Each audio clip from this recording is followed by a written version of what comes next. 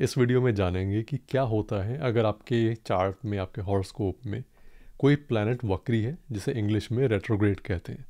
इस डिस्कशन को 3 पार्ट्स में डिवाइड कर लेंगे। पहला, कि हॉरोस्कोप के टर्म्स में रेट्रोग्रेड का लिटरल मीनिंग क्या होता है।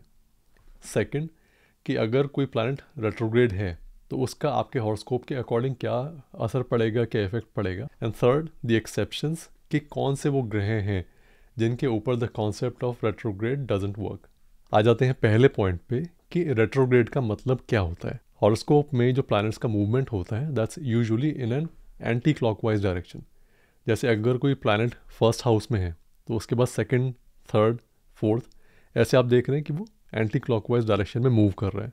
लेकिन अगर वो अपने नॉर्मल पाथ से हट के, नॉर्मल डायरेक्शन से हट के उल्टा चलना शुरू कर दे, मतलब फोर्थ हाउस के बाद वो फिफ्थ में जाने की जगह वापस थर्ड हाउस में जाने की कोशिश करे, इस मूवमेंट को कहते हैं रेट्रोग्रेड, जहाँ प्लैनेट अपने यूजुअल एंटी क्लॉकवाइज डायरेक्शन को छोड़ के उल्टा क्लॉकवाइज जाना शुरू कर देता है। अब आ जाते हैं सेकंड पॉइंट पे कि रेट्रोग्रेड का असर क्या पड़ता है इन एस्ट्रोलॉजिकल टर्म्स। इसका असर केवल एक होता है कि रेट्रोग्रेड प्लैनेट का प्रभाव अपने प्रीवियस हाउस पर भी पड़ता है। जैसे अगर कोई ग्रह फिफ्थ हाउस में बैठा है और वहाँ पे बैठ के वो रेट्रोग्रेड मोशन में चला जाता है, तो उस ग्रह का असर फोर्थ हाउस पर भी पड़ेगा, भले ही वो प्लैनेट फोर्थ हाउस में फिजिकली प्रेजेंट नहीं है, it's in the fifth house. अब एक क्वेश्चन जो मुझसे अक्सर पूछा जाता है कि किसी प्लैनेट का रेट्रोग्रेड होना अच्छा होता है या ख़राब, तो इसका कोई स्ट्रेट आंसर नहीं है।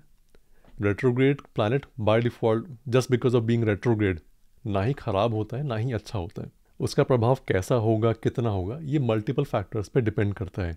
फॉर एग्जांपल, प्रीवियस हाउस में जो ज़ोडिएक साइन है वो कौन सा है, वहाँ कौन सा प्लैनेट बैठा है, अगर कोई प्लेस है तो जो प्लैनेट रेट्रोग्रेड है उसकी खुद की पोजीशन कैसी है in terms of house, sign, nakshatra and degrees. तो ये multiple factors come into play जब हमें डिसाइड करना होता है, डिटर्मिन करना होता है कि उस रेट्रोग्रेड प्लैनेट का असर कैसा होने वाला है ऑन द होल हॉरोस्कोप। अब आ जाते हैं वीडियो के थर्ड एंड फाइनल पार्ट पे, एक्सेप्शंस। जो भी हमने बात करी थी कि रेट्रोग्रेड प्लैनेट का असर अपने प्रीवियस हाउस पर भी पड़ता है, ये 9 ग्रहों में से केवल 5 पर ही एप्लीकेबल है। मीन्स 4 ग्रहों पर एप्लीकेबल नहीं है। ये कौन से 4 ग्रह हैं? सन, मून। ये दो तो हमेशा डायरेक्ट मोशन में रहते हैं, दे आर नेवर रेट्रोग्रेड, तो इन पर तो ये प्रिंसिपल लागू होने का मतलब ही पैदा नहीं होता। फिर थर्ड ग्रह हो जाता है Ketu and fourth is Rahu, क्योंकि राहु एंड केतु ये हमेशा ही रेट्रोग्रेड होते हैं। मतलब ये जो रेट्रोग्रेड मोशन है ये इनका यूजुअल पाथ है।